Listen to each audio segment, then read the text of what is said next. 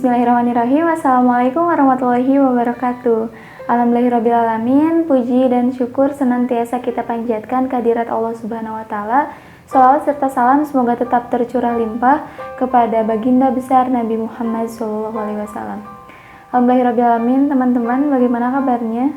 Semoga selalu sehat dan selalu dalam lindungan Allah Subhanahu wa Ta'ala. Amin ya rabbal alamin. Kembali lagi di video kali ini, izinkan saya untuk membagi sedikit ilmu kepada teman-teman semua mengenai tafakur awan dan hujan. Tafakur awan dan hujan. Mungkin dari teman-teman juga sudah mengetahui gitu ya, awan merupakan air yang mengembang di udara.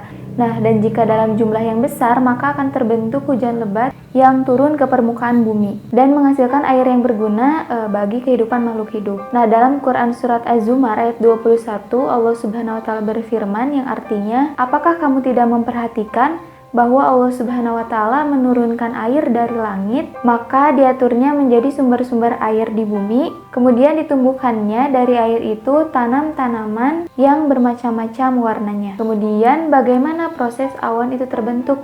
Mungkin secara sains teman-teman juga telah mengetahuinya begitu ya.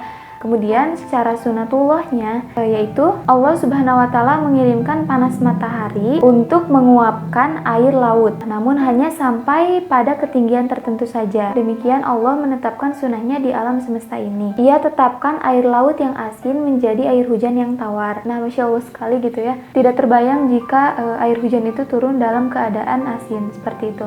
Mungkin bukan memberi manfaat, namun malah memberi dampak yang tidak baik gitu bagi kehidupan manusia.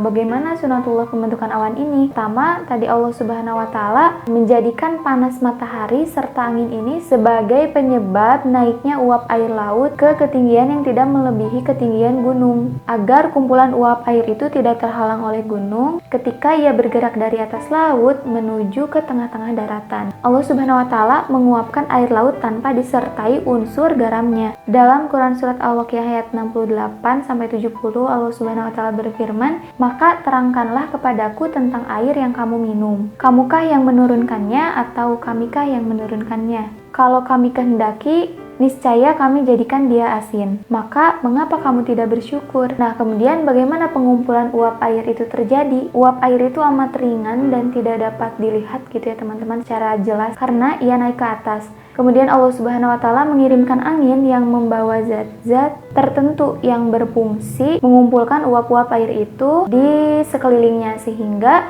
terbentuklah gumpalan besar yang kita sebut sebagai awan. Kemudian coba kita renungkan gitu, bagaimana ukuran kecepatan angin dengan berat kepekatan awan sehingga tidak membawa kehancuran gitu bagi alam semesta.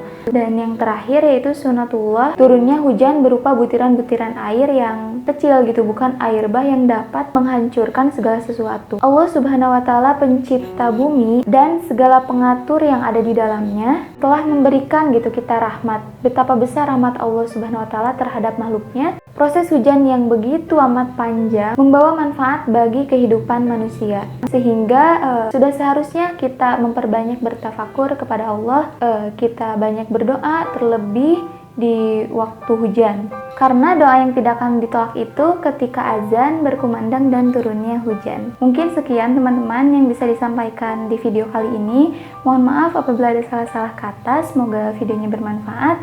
Saya akhiri. Wabillahi taufiq wal hidayah. Wassalamualaikum warahmatullahi wabarakatuh.